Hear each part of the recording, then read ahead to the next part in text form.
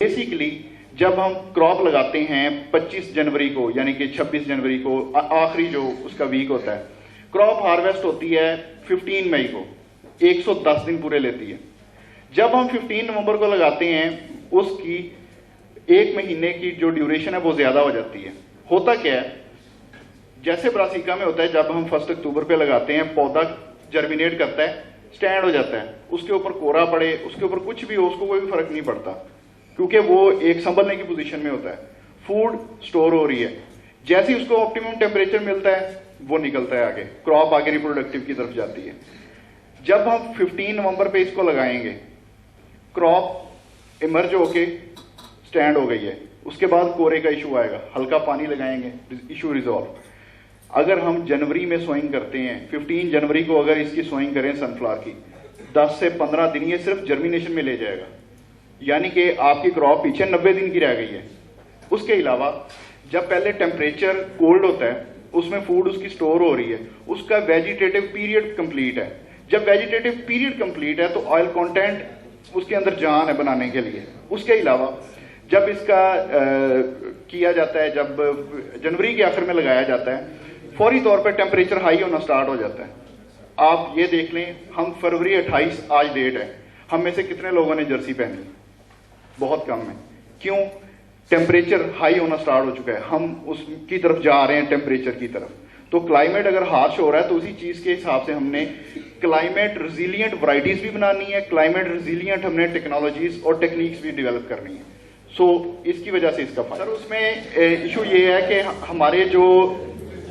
Crop लगती है ना, उस टाइम पे तोतों की जो पॉपुलेशन है टेम्परेचर की वजह से होती है। जब जिस टाइम पे हम कह रहे हैं उस वक्त हमें तोतों का इशू नहीं आया। उसके अलावा जो हमारे हाइब्रिड्स हैं वो अपना हेड नीचे टर्न डाउन कर लेते हैं। जब वो नीचे टर्न डाउन करते हैं तो उसको बैठने के लिए स्पेस नहीं मिलती, कैसे वो उसको प्लग कर सके। इंशाल्लाह सर चीजें आहिस्ता आहिस्ता डेवलप होती हैं, इसका भी इंशाल्लाह आ जाएगा। सारी बातें तो मैंने वैसे कर ली हैं, तो अब वैसे ज़रा चलो गपशप लगा लेते हैं। सबसे पहले तो मैं मशकूर हूँ ये ILC टीम का कि इन्होंने बहुत ज़्यादा एक इंटरेक्टिव जो मीटिंग और सेमिनार ऑर्गेनाइज किया और अरेंज किया, जिससे कि बहुत सारी चीज़ें जो है ना वो क्लियर हुई। इवन मैंने भी बहुत ज़्यादा लर्न किया इनसे कि किस तरह से ये सारी चीज़ों को किस तरह से एड्रेस किया जाए, जो इश्यूज़ हैं उनको किस तरह से एड्रेस किया जाए। तो स्पेशली तारक साहब का और आफ्ताब साहब मेरे क्लास वालों भी हैं, उनकी बहुत कंट्रीब्यूशन है, मैं उनके वो भी ये अप्रिशिएट करना चाहता हूँ कि इन्होंने जिस तरह से ये ILC सेक्टर को और इससे पहले भी जो भी जिस डिपार्टमेंट में ही रहे बहुत ज़्यादा डेडिकेशन के साथ इन्होंने काम किया और जो एग्रीकल्चर में बहुत ज़्यादा अच्छी इनकी वो कंट्रीब्यूशन है। मेनली तो यही है कि देखें पाकिस्तान का जो एग्रीकल्चर है उसमें फेडरल डिपार्टमेंट्स हैं, और फेडरल में जिस तरह सीड सर्टिफिकेशन इन्होंने बताया, फिर हमारा लाइफ जो बोर्ड है वो है लाइफ स्टॉक के हवाले से, फिर पाकिस्तान एग्रीकल्चर रिसर्च काउंसिल है, डिपार्टमेंट प्लांट प्रोटेक्शन डिपार्टमेंट है एक, उसमें भी सारे सीड की जो कंपनीज हैं वो सारे वाकिफ़ होंगे। और फिर इसी तरह से जो हमारे जो प्रोविंशियल सेटअप है, प्रोविंशियल सेटअप में भी बहुत सारे यूथ सर्च है, बाकी जो प्रोविंशियल इंस्टीट्यूशंस हैं और यूनिवर्सिटीज़ हैं, एग्रीकल्चर यूनिवर्सिटीज़, जहाँ से हम सारे वो पढ़ के आए हैं, फैसलाबाद एग्रीकल्चर यूनिवर्सिटी, और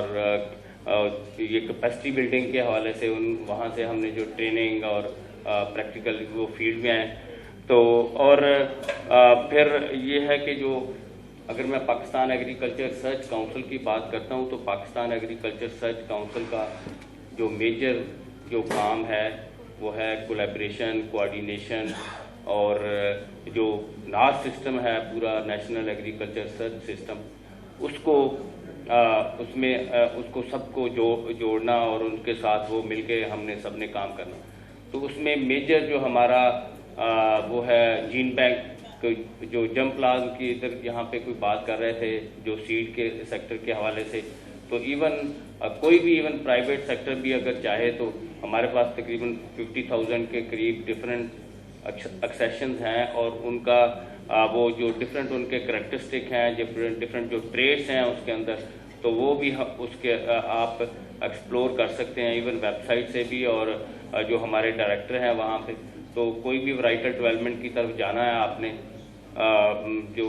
کینولا ہے، ویٹ ہے، رائس ہے، شوگر کین ہے، پلسز ہے، آئل سیڈ کی جتنی بھی کراپ ہیں، تو وہ ایک بہت زیادہ ایک ریسورس ہے آپ کی ورائٹل ڈیولپمنٹ کے حوالے سے، اس میں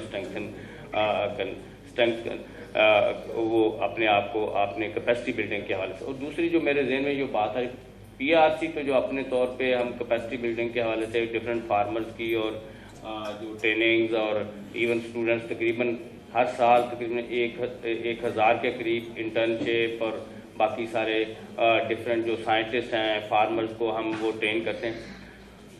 اور ضرورت اس بات کی ہے کہ جو ہائی ٹیک ایریاز ہے، جو ساری جو ابھی سب نے بات کی، انڈیجنائز ہم ورائٹل ڈیولپمنٹ پہ جانا ہے، تو ہم پھر لوکلی اگر وہ ورائٹیز وہ بنائیں گے تو پھر اس کا فائدہ ہوگا اوور آل اکانومی میں. اگر اتنے کا ہم سیڈ، اربوں کا سیڈ باہر سے منگوا رہے ہیں اور وہ پھر وہ اس کا وہ کر رہے ہیں، تو اس کے مجھے نہیں لگتا کہ اوور آل اگر اکانومی میں کوئی اس کا وہ کنٹریبیوشن ہوگا. اگر ساری ہم ڈفرینٹ لائنیں جو ہائیبرڈ بنانا ہے، ورائٹل ڈیولپمنٹ کرنی ہے، تو جتنی زیادہ سیڈ کمپنیز ہیں، اگر کسی کو ٹریننگ کے حوالے سے کوئی چاہیے تو وہ ہم حاضر ہیں. ہمارے پاس یا یوب سرچ ہے یا ہمارا PRC ہے، تو ہم سارے اور بہت سارے لوگ جو ہمارے جو ولنگ ہیں ہمارے پاس آتے بھی ہیں، اسپیشلی پوٹیٹو ٹیشو کلچر کے حوالے سے یا بنانا ہم نے ٹرین بھی کیا، لوگ بزنس بھی کر رہے ہیں. اور جب بھی ہم اس کو کوئی پوٹیٹو کی بھی ایگزامپل دیتے، کوئی ورائٹی ڈیولپمنٹ کی طرف، اور ورائٹیز کو ہم ملٹیپلائی کرتے ہیں یا اسکیل پہ لے کے، تو وہ ہالینڈ کی جو ہے امبیسڈر جو بھی میل فیمیل وہ آ جاتی ہے جی ہمارا رائٹس. ابھی جو رائٹس کی بات کر رہے ہیں، تو رائٹس جو ہے وہ لوگوں کے رائٹ کی بجائے ہم اپنا رائٹ جو ہے نا، وہ بہتر ہے کہ اپنا رائٹ اسٹیبلش کریں جس چیز کے بھی جو بھی کوئی چیز بنائیں. تو اکثر کئی دفعہ وہ ہماری جب ہم ٹیشو کلچر وہ کرتے ہیں پوٹیٹو کا، تو امبیسڈر ہالینڈ کے آیا کہ یہ ہماری ورائٹی ہے، جو کروٹا ہے، کوئی جو ایکسٹیک ہے، یہ ہمارے فری نہیں. تو اس میں کوئی ایشو نہیں ہے، سمپل سی بات ہے. ویسے اگر ورائٹی بھی آپ نے، میں پوٹیٹو کی ایک آپ کو بتا دیا، آپ سارے پرائیویٹ سیکٹر کے لوگ ہیں، پہلے بھی میں کئی دفعہ بات کی ہے کہ 2-4 ورائٹیز کو اگر آپ ان کے وہ کراس کر لینا تو سب کا رائٹ ختم ہو جائے گا. وہ آپ کا رائٹ ہو جس کراس کو آپ نے کراس کیا، اس کو 1 ورائٹی، 2 ورائٹی، 3 ورائٹی کی پوٹیٹو، اور پھر اس کو آپ جو ہے وہ تھرو ٹیشو کلچر یا اس کو ہم نے ایروپونک جو ہے وہ فیسلٹی بھی ابھی انٹروڈیوس کی ہے پاکستان میں. تو یہ سارا وہ جینیٹکس یا ورائٹل ڈیولپمنٹ، ابھی ساتھ بھی بات کر کہ ہم باہر سے اگر سیڈ لے کے آتے ہیں تو پھر ساری سیڈ کمپنی کی جو انوویشن یا انٹرونشن، تو وہ تو کوئی کسی کا بھی وہ کمال نہیں ہے کہ باہر سے سیڈ لے آئے 100 روپے کا، 110 کا بیچا، 10 روپے جیب میں ڈالے، تو ہم تو ٹریڈنگ کر رہے ہیں. پھر وہ سیڈ کمپنی والا کام کوئی نہیں ہے کہ یہ ہم کوئی ورائٹل ڈیولپمنٹ وہ کر رہے ہیں یا کوئی اس طرح، اور پھر اس میں کنٹریبیوشن والی بھی بات کوئی نہیں ہے. ابھی جو ساتھ نے اس وقت سوال میں وہ میرے ذہن میں آگے، میں پہلے وہ بات کر لوں کہ انہوں نے بات کی تھی جو ویب کے حوالے سے شاید پوچھا تھا.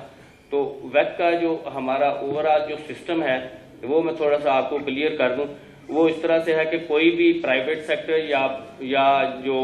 پبلک سیکٹر کا کوئی بھی ورائٹی آتی ہے، تو ہمارا جو اسپیسیفائڈ اس کے حوالے سے کارن کا ہے یا آئل سیڈ کا ہے، شوگر کی، ویٹ کا، کچھ بھی کوئی بھی ورائٹی، تو اس اسپیسیفک جو ڈائریکٹر ہارٹیکلچر اس کے پاس چلی جاتی ہے وہ، اور وہ پھر سیڈ سرٹیفکیشن کو بھیجتے ہیں، وہاں پہ وہ کوڈ لگاتے ہیں. کوڈ لگانے کے بعد پھر وہ جو سارا سیڈ ہے وہ ڈسٹریبیوٹ کرتے ہیں امنگ دا ڈفرینٹ جو انسٹیٹیوشنز ہیں ہمارے پورے پاکستان میں. ڈفرینٹ انوائرمنٹل کنڈیشنز جو ہیں، یا کوئی سندھ میں اور KP میں، پنجاب میں، اور اسی طرح سے بلوچستان میں ڈفرینٹ. اور وہ وہاں پہ وہاں کے جو لوگ ہیں، وہاں کے جو سائنٹسٹ ہیں، وہاں کی جو کمیٹی ہے، وہاں کے جو ٹیم ہے، وہ سارے اس کا ڈاٹا لیتے ہیں. وہ ڈاٹا لے کے وہ کلیکٹ کر کے تو پھر وہ بھیج دیتے ہیں کوآرڈینیٹر کو. پھر کوآرڈینیٹر جو ہے وہ